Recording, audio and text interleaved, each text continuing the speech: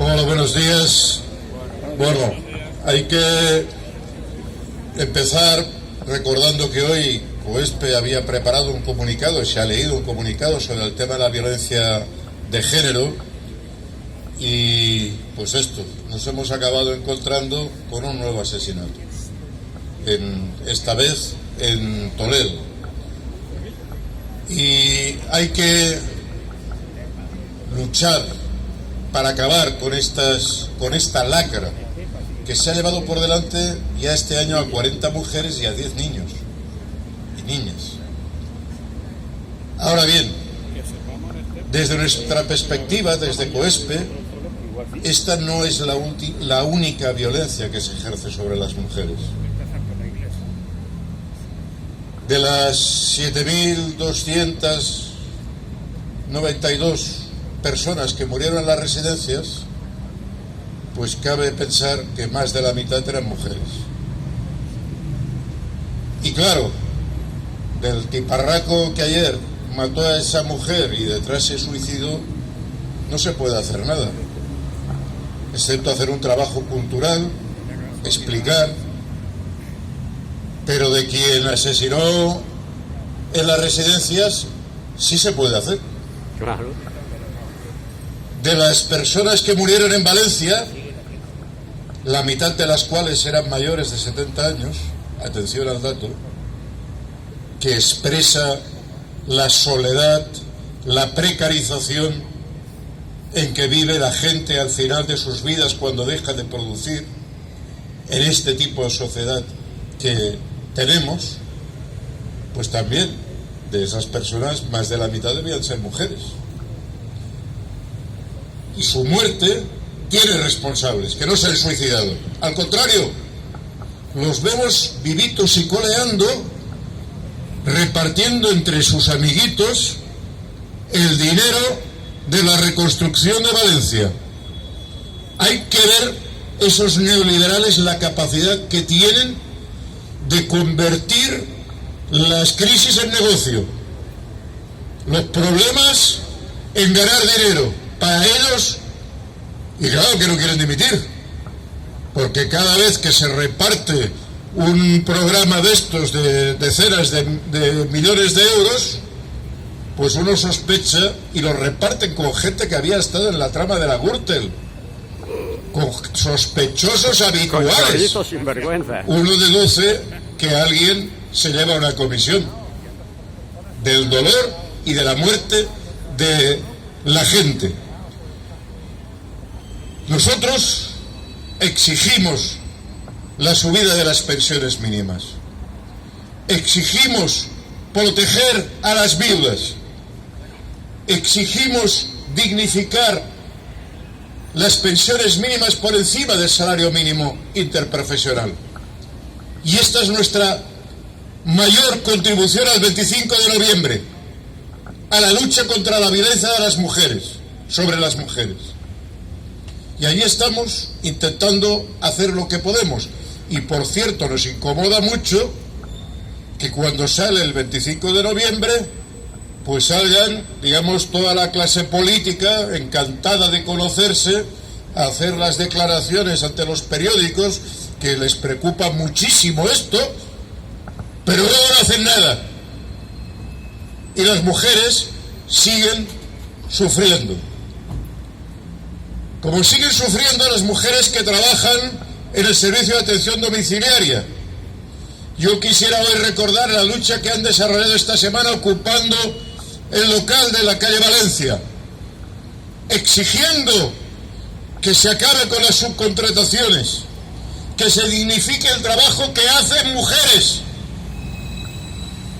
Seguramente, pues cuando salga la señora Botín a decir que está en contra de la violencia, genéricamente, tampoco se acordará de la violencia que se ejerce en la precarización laboral y salarial de las mujeres que trabajan en el servicio de atención domiciliaria y de las personas que son mal atendidas por la manera en que están trabajando al límite esas mujeres. Y ahí estaba el sindicato del SAT, la CGT, peleando para hacer visible esa lucha. No salió en los periódicos, no salió en los noticiarios, pero atención, ahí estaban. Y ahí también estaba nuestro apoyo. Sin embargo, este fin de semana, el sábado, sí que hubo una movilización que no pudieron colocar debajo de la alfombra, en la lucha por el derecho a la vivienda. Y nos hemos llevado varias alegrías. Primero, comprobar que éramos más de 126.000 personas. La manifestación llegaba cuando yo volví desde la calle Villarroel hasta el final. Las calles llenas, saturadas. Mucha de nuestra gente que estuvo ahí peleando no pudo llegar al final, porque no podían aguantar con las piernas tantas horas de espera, de pie, con la manifestación bloqueada. No pudieron estar hasta el final, pero estaban dando testimonio que el derecho a la vivienda es un derecho social. Y nos llevamos también otra alegría muy importante, al comprobar que había decenas de miles de jóvenes, al comprobar que hay una rebelión latente entre la gente, que quizás no sabemos detectar y organizar todavía, pero que el cabreo que tenemos ante un sistema que cada vez nos explota más es ya está ya desbordando todos los límites de la paciencia humana. Y es que ciertamente hemos tenido gobiernos progresistas que seguramente han evitado que el escenario fuera peor. Si tuviéramos gobiernos neoliberales, pues seguramente ni se habría revalorizado las pensiones y seguramente tendríamos todavía más desahucios. Pero atención, este año se van a desahuciar a 30.000 familias. 30.000 familias que se van a la calle sin política social. Este año la banca se lucra y sigue expulsando a la gente de nuestros barrios, incluidos a los mayores, para montar pisos turísticos. Y averían el ascensor y obstruyen las reparaciones de la escalera para que la gente se vaya. La gente mayor que tiene contratos de alquiler, los empujan, y si no, con la violencia, poniendo mafias de gente del mundo de la droga para que en esa escalera no se pueda vivir y la gente renuncie y marche de los barrios que quieren convertir en negocio turístico. Por eso el problema de la vivienda, desde luego, golpea sobre la juventud, pero golpea sobre toda la sociedad. Y a lo largo de la manifestación, muchísima gente me decía, bueno, si aquí hay una sociedad rebelde, si aquí estamos los que defendemos las pensiones, los que defendemos la sanidad pública, los que nos atropellan en nuestro trabajo con la precariedad, y esto es necesario unirlo. Esto es necesario que confluyamos los movimientos sociales con los sindicatos, que unifiquemos las luchas latentes, no solo por congelar los alquileres, sino también por nacionalizar las viviendas que se ha quedado la banca. Que volvemos a decir, ¿cómo pueden estar echando fuera a las familias porque no pagan el alquiler o la hipoteca? Y los bancos que no han devuelto el dinero al Estado, no se les nacionaliza sus pisos. ¿Qué diferencia hay entre la abuela de la Barceloneta y los bancos de la Caixa? Hay que hacer leyes nuevas. Hay que cambiar de lado el miedo.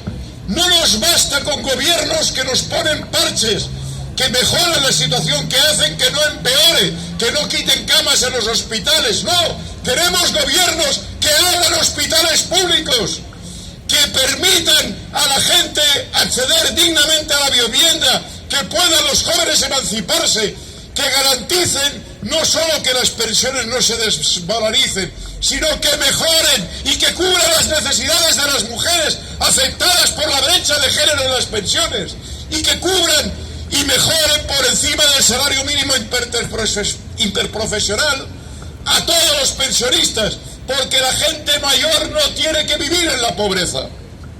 Y nos encontramos en una sociedad que sí toman alguna medida, pero mirad, yo cada día me harto más de ver gente viviendo en la calle. Ayer, paseando con mi hijo en el Paseo de San Juan, un paseo hermosísimo, con el tranvía nuevo y tal, pero gente viviendo con cartones sobre los bancos y en tiendas de campaña. La sociedad española, a pesar de los parches que se han puesto, le está ocurriendo lo mismo que la sociedad americana o francesa. La gente sin vivienda, ahora ya no tenemos el barrio de La Perona, el barrio de Chabolas, pero tenemos gente con tiendas de campaña en 9 barrios, en el parque de Montjuïc, en la plaza de Sens, el otro día también los veía, en el Paseo de San Juan.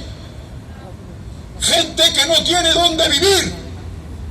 Y gobiernos que miran para el otro lado cuando en sus campañas electorales se comprometían a solucionar el problema laboral de la reforma laboral, o se comprometían a solucionar el problema de los desahucios, y resulta que este año ha habido más desahucios que el año anterior, y todo nos hace temer que si no damos un golpe de timón los movimientos sociales, el próximo año todavía va a ser peor, porque claro, ¿qué escenario tenemos?